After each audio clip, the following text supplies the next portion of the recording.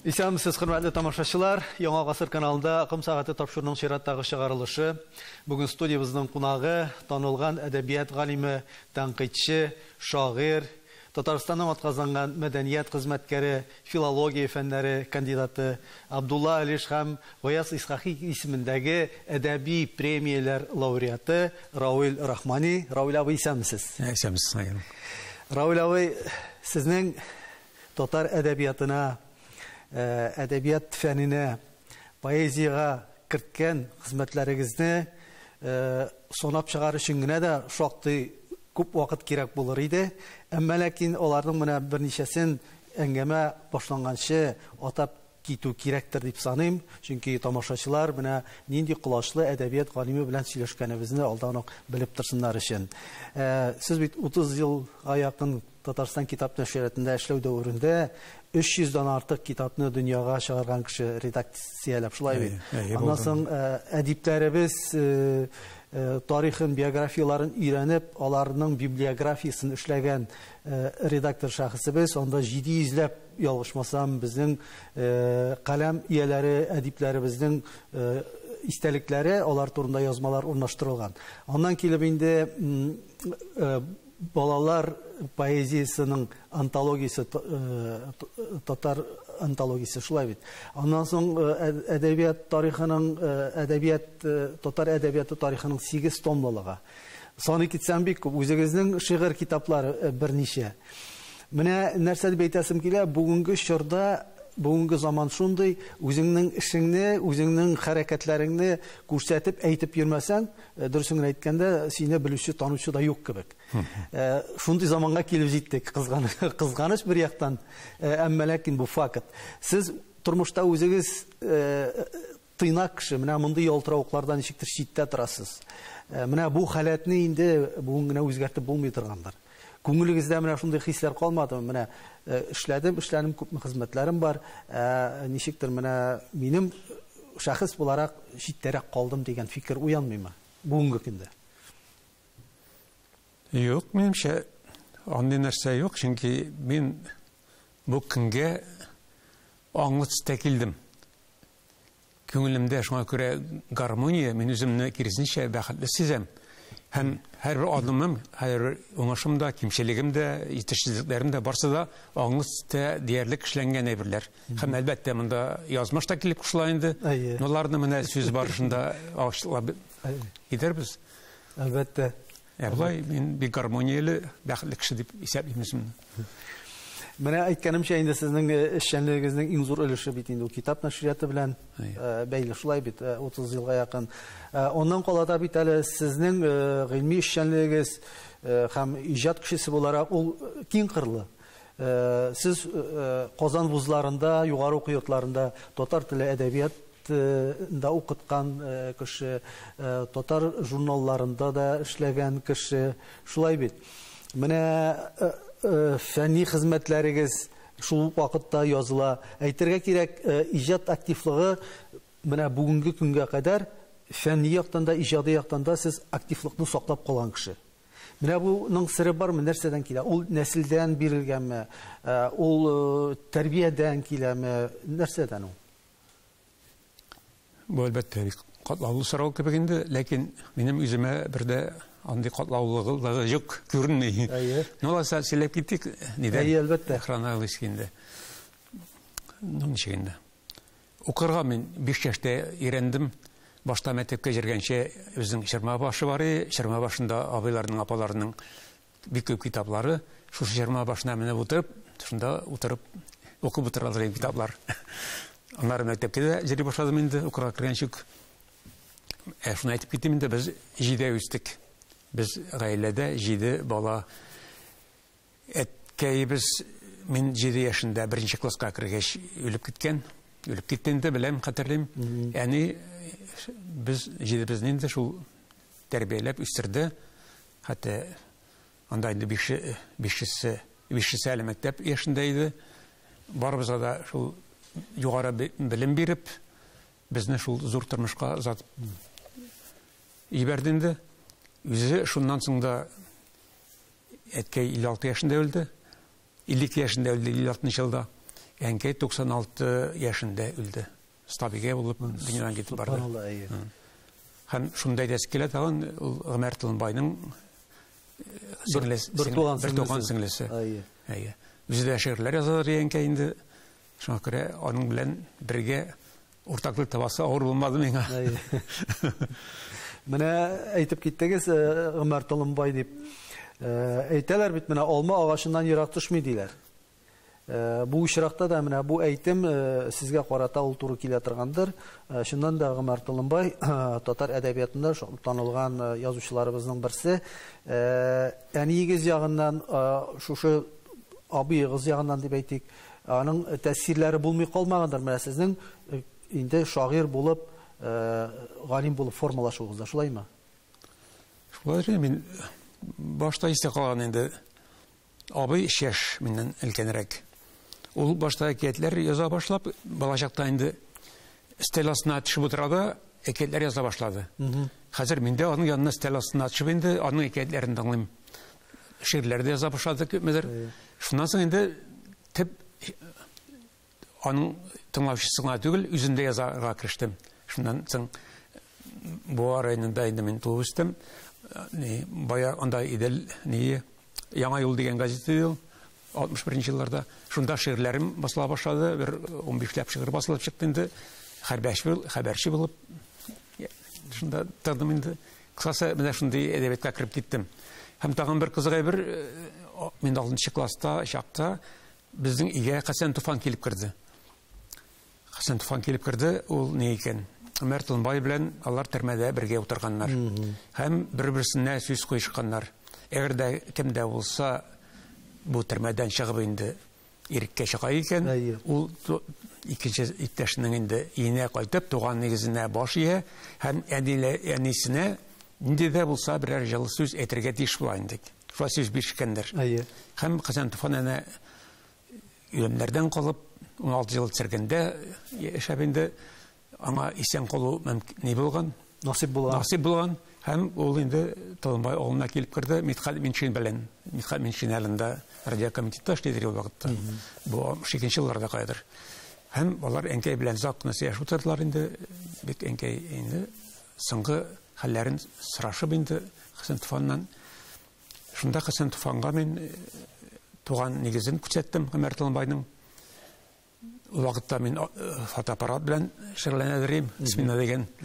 Аны карчыкка төшеп суда Блакматра, Муйныңнатра, анди фотосы газетада чыкты.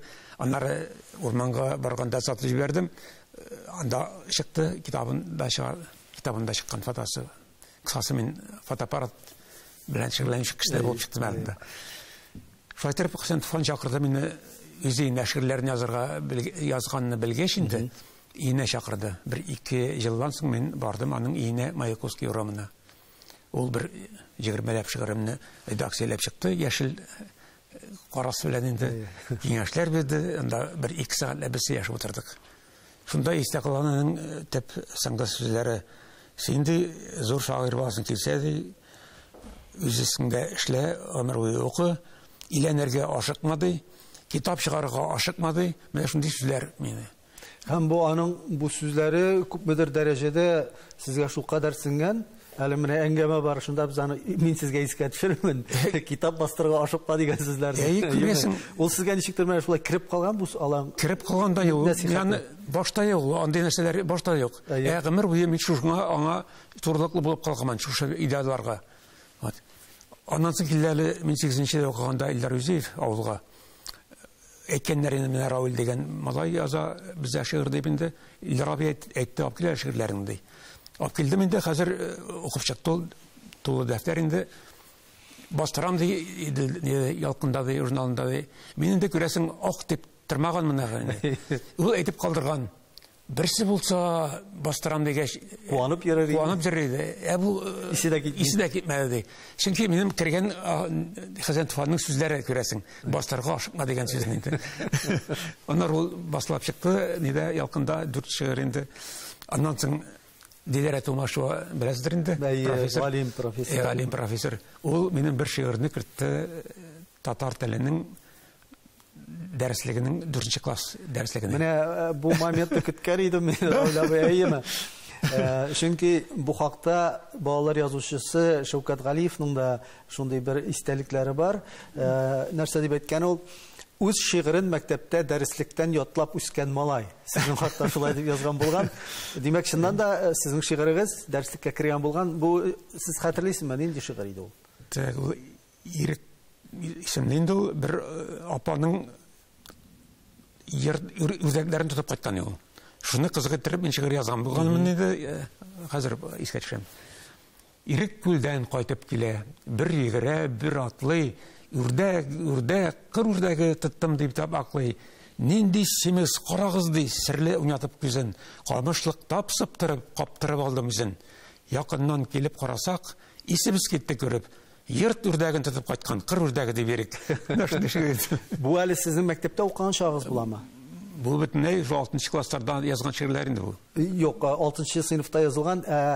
Бу басылу сыңрак. Мен университетка килгәч инде география. Шулай да бу чакта инде Шәүкәт абый Галиев бераз инде шаяртыбрак әйткән. Шаярта инде Шәүкәт абый. Рауль, менә Хәсән Туфанның әйткән сүзләрен кабат искә төшерик әле. Менә ашыкма дигән сүзләр әйме. Нинди мәгънә салды микән ул менә бу сүзләренә? Аның теләгендә әлбәттә изге булган. Минем яхшы шагыйрь буласым, чын шагыйрь буласымны теләгәндер инде. Ләкин ул миңа тормышта алай бик җиңеллек китермәде. Мин шуннан да аның сүзен үтәп, каядыр шигырь китапларымны 30 ел китап нәшриятында эшләп, анда 30 ел эшчезләп кешеләрнең авторларының китапларын чыгарып, шуннан соң гына чыгарга ирештем. 40 елдан соң гына.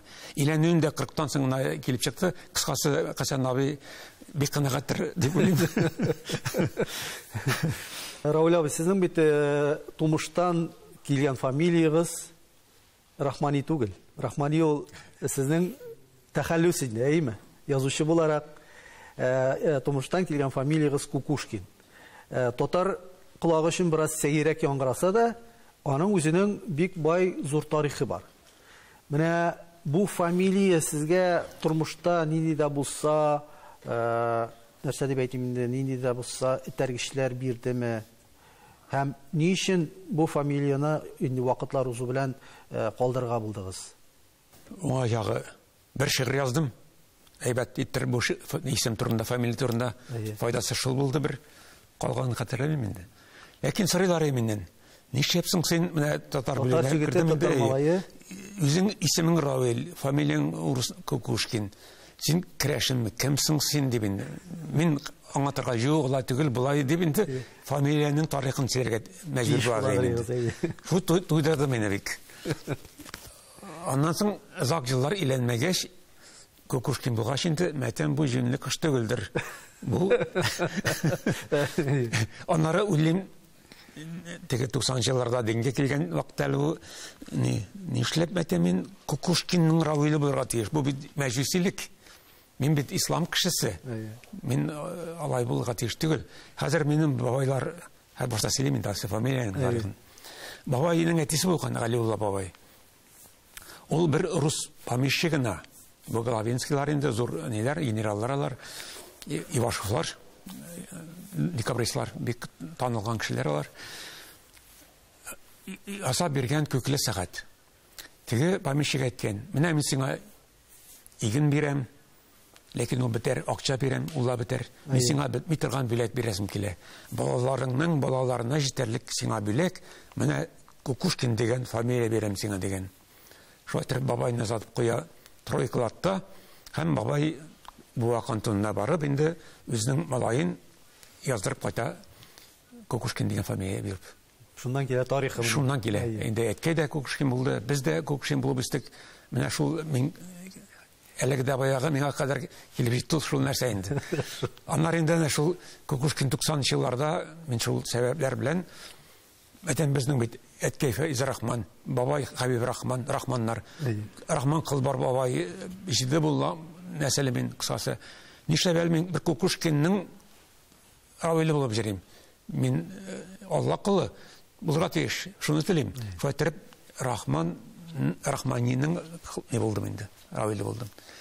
Һәм шуннан соң шул җылны өйләндем дә, кысасы файдалар шул. Ташлауның файдасы булды. Ташлауның файдасы шул булды.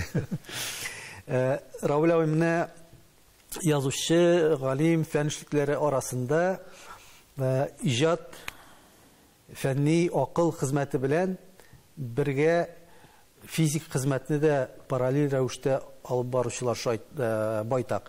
Мин монда физик хезмәт дигәндә физкультураны һәм спортны күз уңында тотам. Әйтергә кирәк, әле аларның кайберләре яшь чакларында шактый зур күрсәткечләргә, уңышларга ирешәләр спортта, ярым профессионал дәрәҗәгә җитүчеләр дә бар. Менә шундый шәхесләр, шундый фән белгечләре кешеләре арасында, иҗат кешеләре арасында сез дә бар. Менә сезгә спортның тәэсире ни дәрәҗәдә булды? Иҗатка, гыйльми эшчәнлеккә, гомумән тормышта. Нинди хис калдырды ул сездә? Данил, бу минем өчен бик кадерле сорау. Evet, минем бүгенге көнгә кадәр мине сатып килгән шушы минем өчен зур әйбер бу, зур чыганак. Хәзер мин сөйләп кит, аңлатып китәм инде, ничек шулай ул. Мин 6нчы класста, 5нче классларда инде бик ябык идем. Кабыргалар күренеп тора инде, абый таза, ул бер үзе 3-4 үзенең яшьтәшне иеп куя торган иде. Мин хәзер миңа кушамат такты бу, арык шайтан ди. Хәзер арык шайтан булып каласы килмәй бит инде. Шуннан соң мин киттем, иде инде безнең ни бар, штанга да бар, торниклар да бар, брусилар да бар. Кысасы безнең авылның бер хикмәте бар. Талмай авылының. Монда гомер-гомергә спортчылар яшәгән, гомер-гомергә түгел инде, менә шушы мин үскән җилларда инде. Унлап спорт мастеры гына чыккан безнең авылдан, монда 3-4 кандидат мастерлыкка, кандидат беренче разрядлар инде 20ләп. Безнең идәгенә дә абый штанга күтәрә, зур абый әле. Бу кенәс инде штангада күтәрәдер, гимнаст булды, кандидат мастер спорты. Кысасалар нәтиҗәсендә мин алар тәэсирендә үстем, спортчы булып инде. Үзем инде шул сабан туйларында билеккә сикереп, бер журнал алган бар. Штанга күтәрә башладым. Штангада инде кирип киттем штангага. Миңа ничек штанга шыйды? Бу бик гадел спорт. Менә бит инде яшь вакытта анда туры килә, яшьләр белән бер-берсен кишен сынашырга да башкаларда.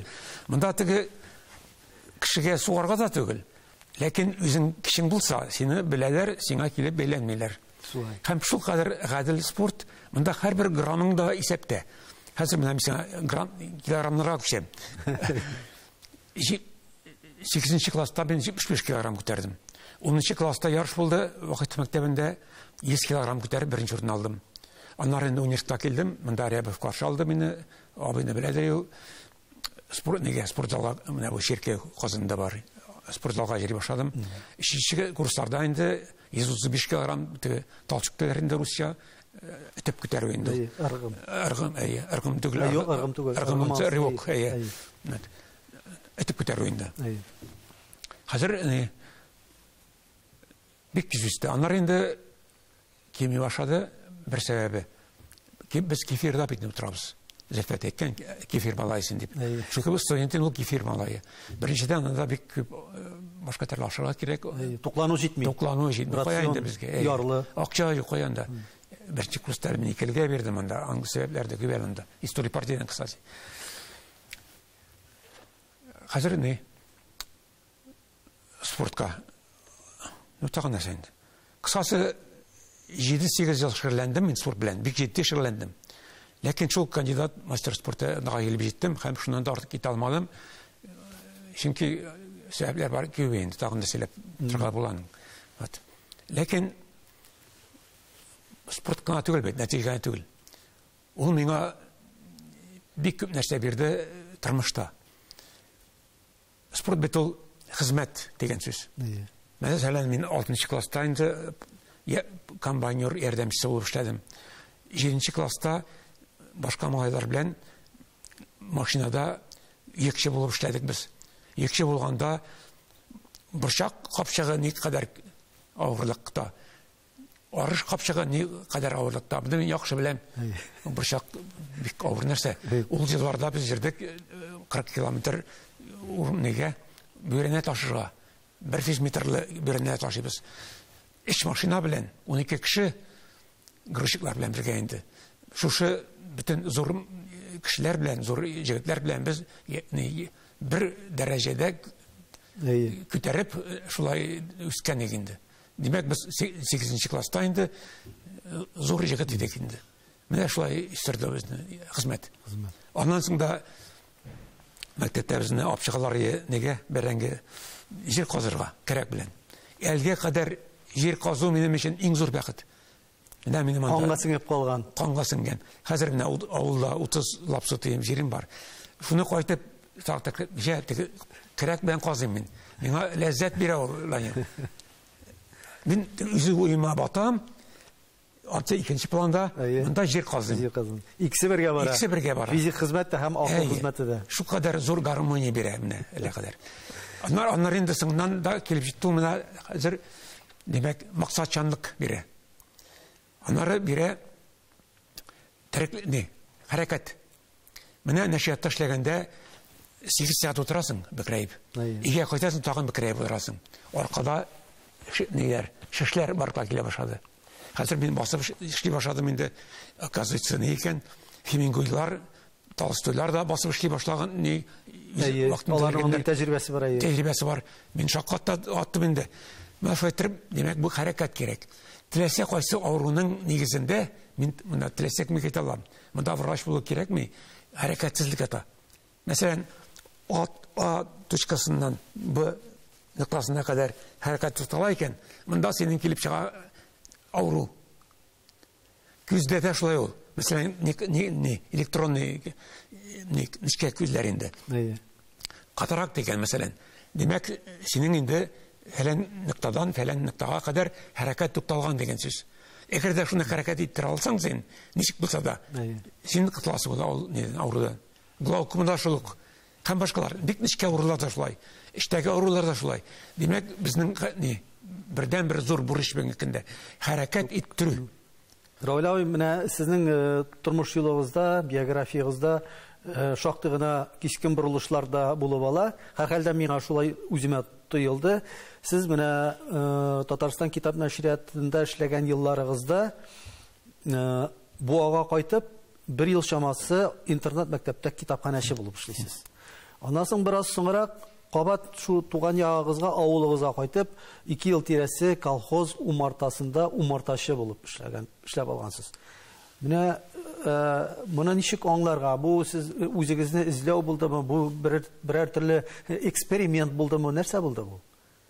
Җизнегә әйткән идем инде. Әтә мине бик кызыксындыра ятим балаларның психологиясе. Мин балалар әбәте буенча эшли башладым. Һәм шушы балалар психологиясын әбәтрәк белер өчен үземчә инде кирәк булды миңа ятим балаларның психологиясе ничек аерылып тора икәнне белергә.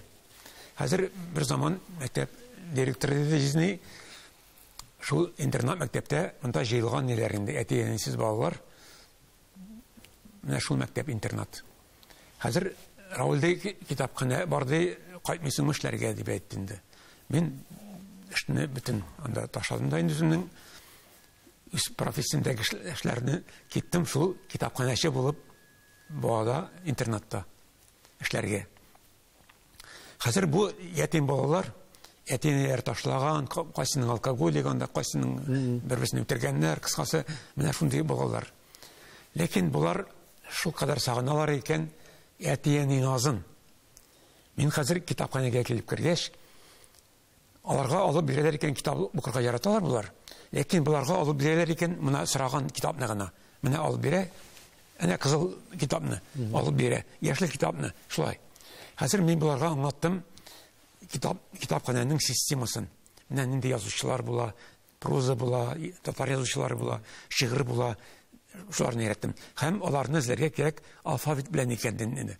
Кайсылары алфавитны да белмиләр хәтта. Шул дәрәҗәдә теге алар умысына отсталыйлар да хәтта. Шундый балалар да бар. Хәзер беренче тапкыр буларга әйттем. Әдәмәтем, кирегез, үзегез эзләгез. Ишекне ачканым, кирип киттеләр, бу сарык көтүе була бит. Ишегендер яфрагын таптап чыгыйлар. Шулар китапны минем таптап чыктылар булар беренче тапкыр. Ләкин мин чигенмәдем, яңадан әкренләп өйрәттем буларны алфавит белән эзләргә. Һәм үзләренә кирәкле китапны табып алырга инде. Hem şundan soң булар көн сайын инде минем җанга киләләр хәзер. Күбесе хәзер минем итәккә менеп утыралар. Мин формуляр язганда берсе килә, икенчесе тертеп төшерә, икенчесе утыра. Җылы эзлиләр. Җылы эзлиләр. Булар минем итәктә шулай бер җыл эшләдем мин. Теге малларны нитеп инде китапка укырга өйрәттем. Рауля, менә бу сезнең ниндидер фәнни эшчәнлеккә ул ниндидер шимал бирдеме, юкмы менә бу китапханәдә эшләү? Кызганычка каршы, Данил, мин теге нәрсәдер китап язам дип уйлаган истә бар минем. Ләкин ул китапны язмадым мин әлегә кадәр алда тора минем. Минем материал ул. Андый материаллар минем бик күп. Менә Шабашкада җирдә мин студия-театрда 13 тапкыр бардым. Штанга дип әйттем бит әле. Күтәреләбез генә штангадан яз көне экзамен җитә, май җитә, без китәбез студия-театрга, нигә, Шабашкага. Минем әлбәттә үскән нәтиҗәләр шул урында кала. Спорт өчен бик начар бер бу. Һәм инде китәм студия-театрга, монда акча эшләргә дип әйтә инде. Акча эшләмәсәң, кирәк костюм, кирәк нәрсә. Без бер гаиләдә 5 бала үстек студент булып. Әнкәй бер үзе акча кирәк. Тукланырга гына түгел, анда киемгә дә кирәк. Шулай итеп эшләмичә дә булмады инде. Менә шулай итеп студия-театр темасы да ул минем гомерлек тема. Анда бик ягъни әле сезнең язарга шималыгы җитәр. Шимал бик күп, гомергә җитсен. Умартачы булу. Ансы да шулай ук. Ансы да шул ук сезнең бер тәҗрибә. Анда икенчесен дип әйткән идем. Печатле булды да ул. Менә ди умартачылыкка кайтмыйсыңмы ди. Мин аңынча дигән идем. Чөнкигә барып аспирантурадан соң инде эшли башлагач училище бетердем. Һәм шунда умартачылыкка дип алдым. Дип алдым да анда шундый нәрсә уганы мин. От пчеловода пахнет медом и веет мудростью. Русия нахал. Бу демәк умартачы булыр өчен bütün hava şartlarını bilirə gerek, bütün üstünlüklerden bilirə gerek, bütün kısası bütün psikologini, bütün bütün nəsələr bilirə gerek. Hem işlətə bilirə gerek. Hem bunda da kelib çıktı benim şagirligim bik naşar təsir yasadı. Birgə misal getirib etəm indi. Hazır min kelgəndə 30-lap yaqılğan kolxozda pişən şeşək çeşmeler barıb Qazanğa alıb qayıtdım. 20 гектарға җитәрлек карабыла шешәге инде. Ләкин барыбер бал бирерлек шешкәлек юк иде. Ләкин 90лап я үстердем. Тегеләрне җабында. Үрчетеп. Мин көндәлек алып барам инде, нитеп эксперимент. Хәзер дәл яталар. Һәрбер яның һәрбер номинациясе бар. Нишләгән әнкәләр анда, әнкәләр чыгарып, итеп инде. Хәзер тәп бәләсе нәрсә? Кыз җиткәч бал кирәк кешегә. Хәзер миңа алдан язып бирәләр дә, менә фәлән кешегә җибәр бал. Минем колхозда, умарталыкта бал юк. Хәзер киләләр нәҗәнлекләрендә бирәләр.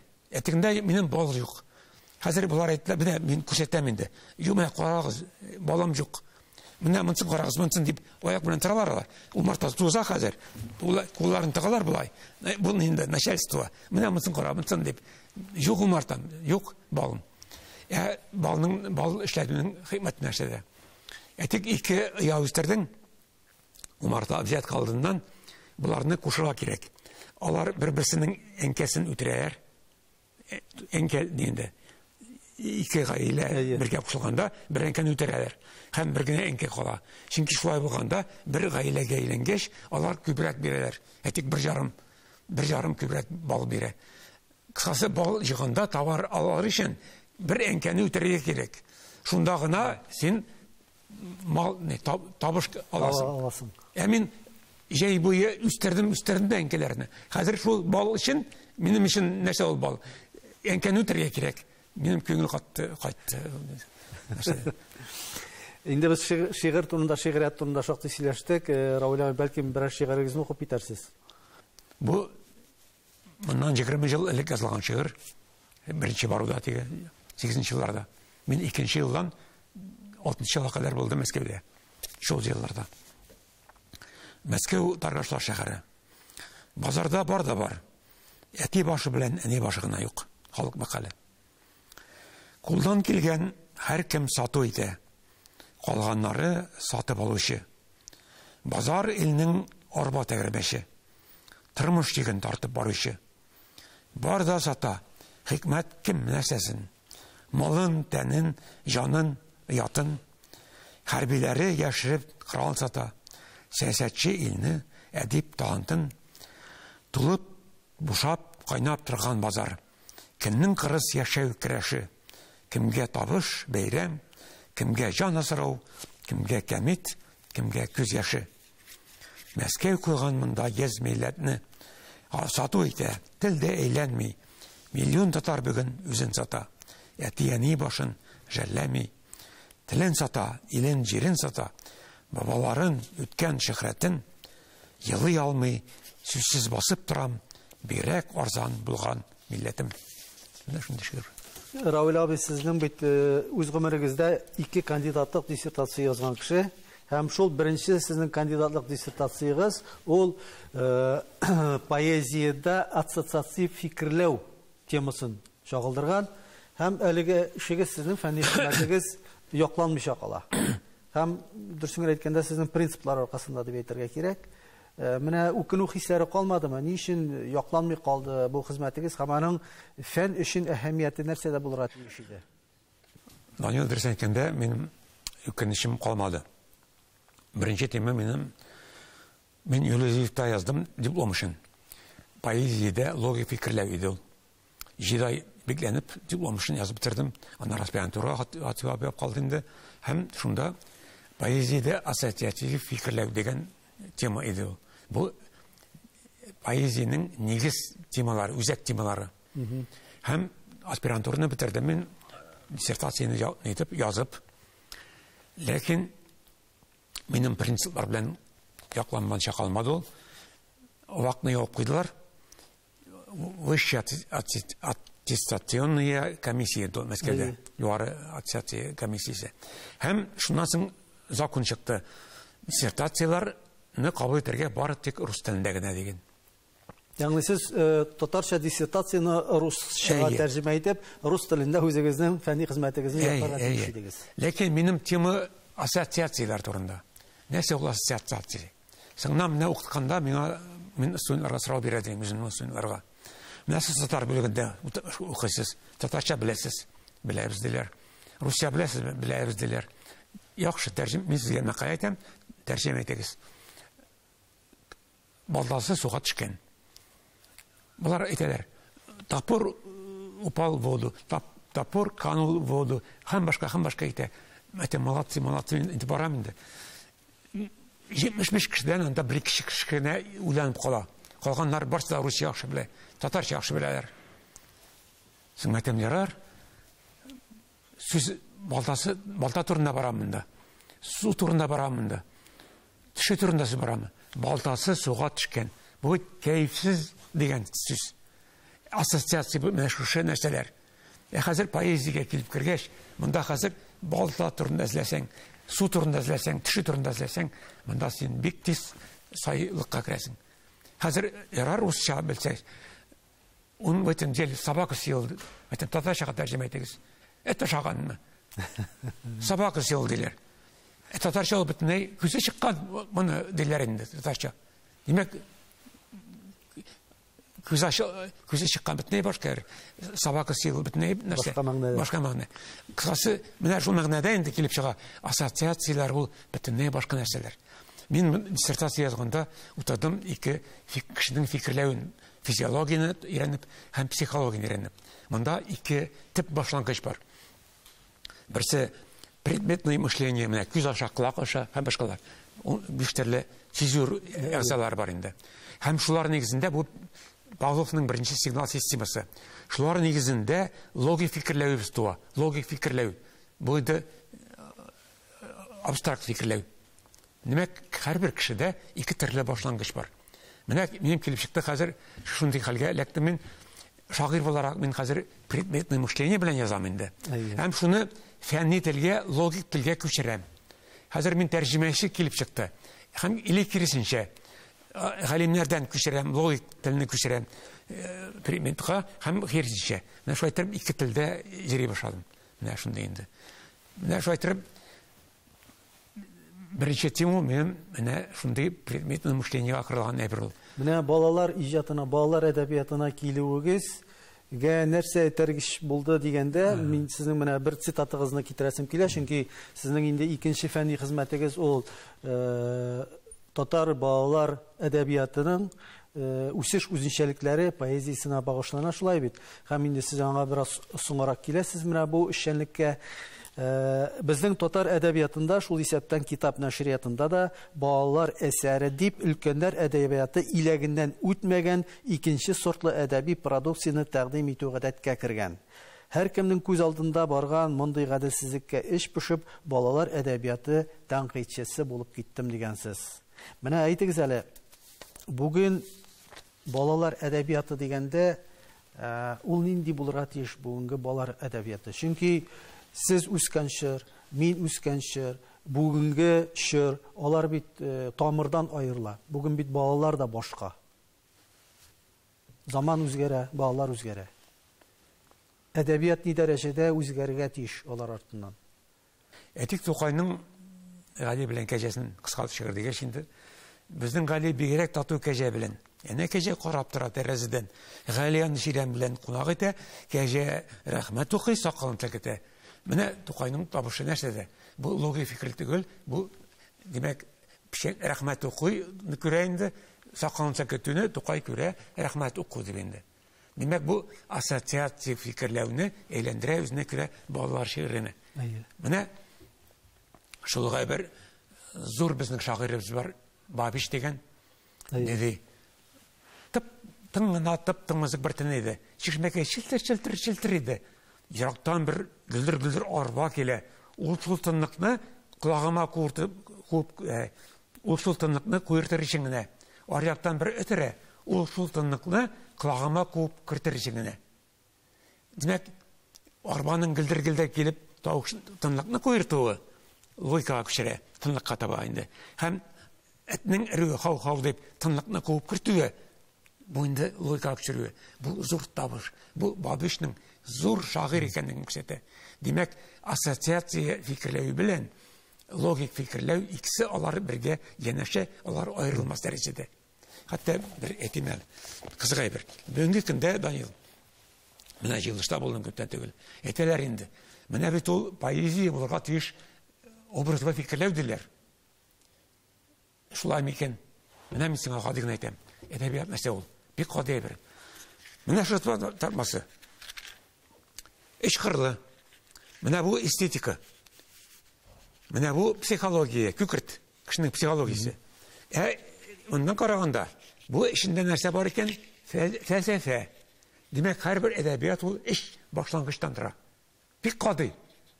Хәзер шин әдәбиятчы булыр өчен гади бер нәрсә таләп ителми.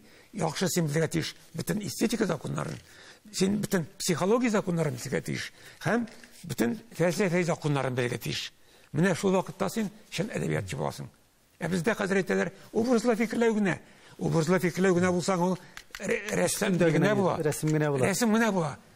Юк инде, дустым, әдәбият ул рәсем генә була алмый. Монда башта кирәк җан әрнүе, монда психология, монда халкыңның психологиясын тыйырга кирәк.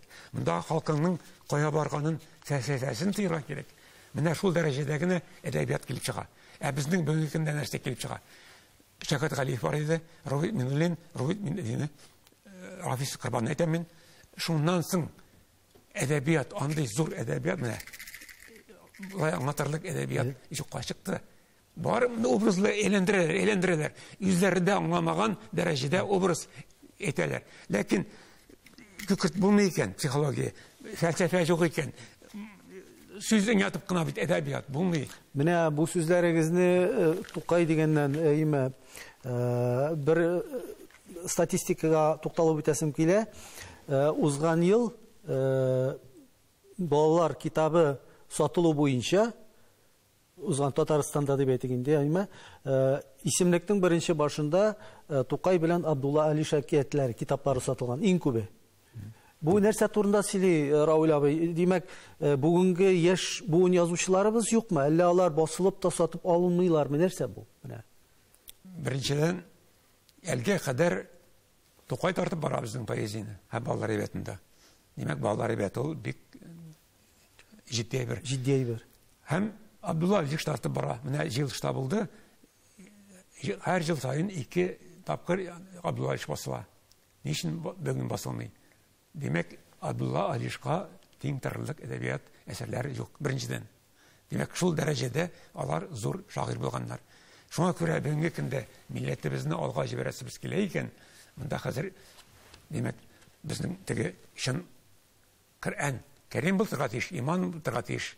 Ике жактан безнең милләтебез Абдулла Алиш әсәрләре торырга тиеш. Чөнки 4 яшьтән, 5 яшьтән, 3 яшьтән Абдулла Алиш әсәрләре килеп керә. Аларны алмаштырырга әсәрләребез юк. Ни өчен юк? Бүгенге көндә бар бит инде безнең балалар язучылары дип әйтәбез име, бар алар. Ни өчен алар шул дәрәҗәгә менә алмыймы? Нәрсә? Сәбәп нәрсәдә? Беренчедән таләп менә әдәбиятка куйган таләпләр. Мин әйтәм бит. Булай таләп куйган кеше аз дип әйтик. Менә мин теге җылларда әйттем инде. Ана изладым. Мәсәлән, бары Фаил Шафигуллин. Менә Фаил Шафигуллин шушы Абдулла Алишларны, Мирсәй Әмир, Абдулла Алишларны дәвам итәргә лаеклы бер язучы иде.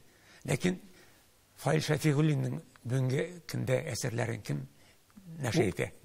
Юк, ләкин аның шул дәрәҗәдәге яхшы әсәрләре бар. Димәк, монда күрергә кирәк, һәм китап нәшриятында да күрергә кирәк, һәм шуларны чыгарырга кирәк.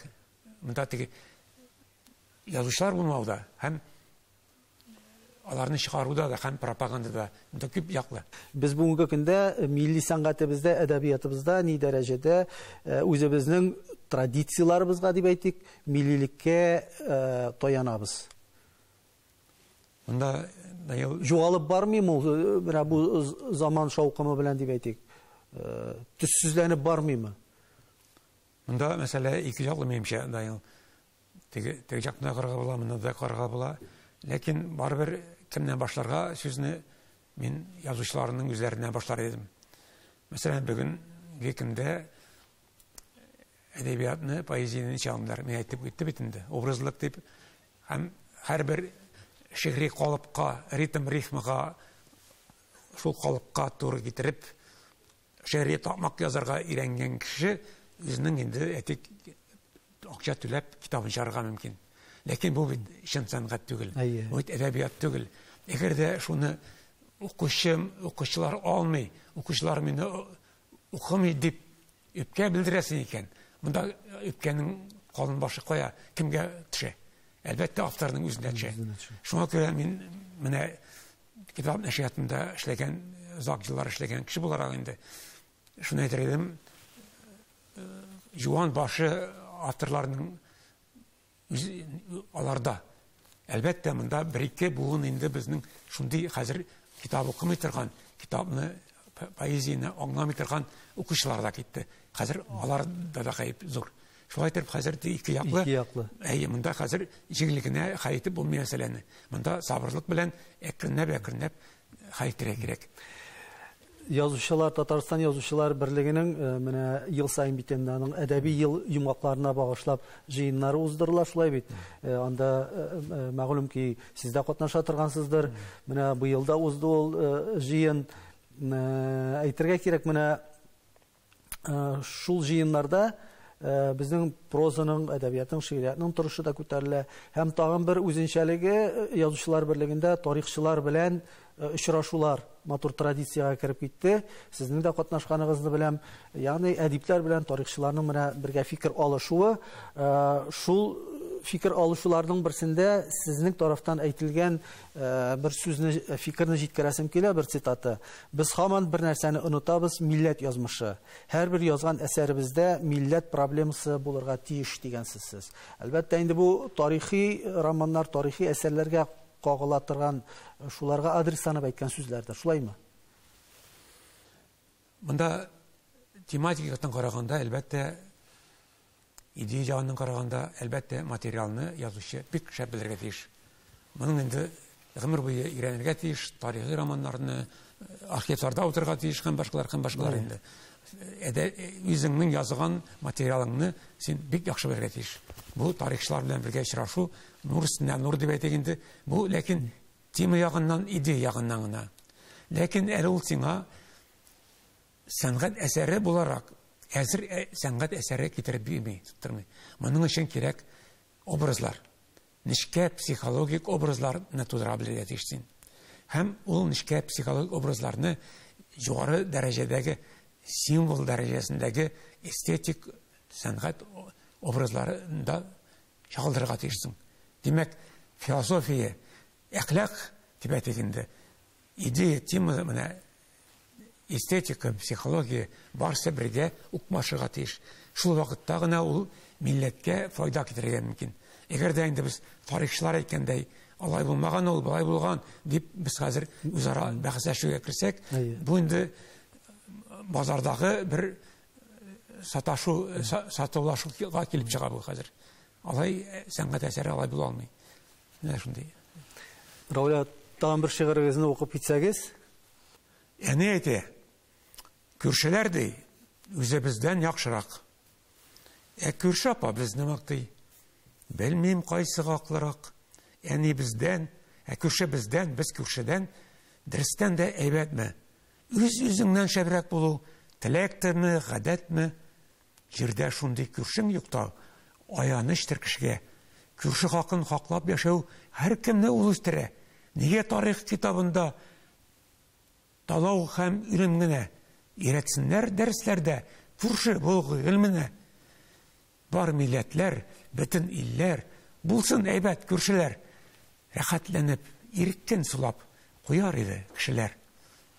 Рәхмәт, бу инде сезнең шигырегез кем калагына суга торган тема булды. Рауил абый, бик зур рәхмәт сезнең менә шундый эчтәлекле, фәнни яктан да, иҗади яктан да тәфсилле фикерләрегез өчен. Сезгә инде исәнлек, саулык теләп калабыз һәм гыйльми эшчәнлегегезне һәм дә шигъриятегезне киләчәктә дә дәвам итеп, безнең халкыбызга, милләтебезгә, укучыларыбызга матурдан матур әсәрләрегезне җиткереп торуыгызны теләп калабыз. Рәхмәт сезгә. Рәхмәт.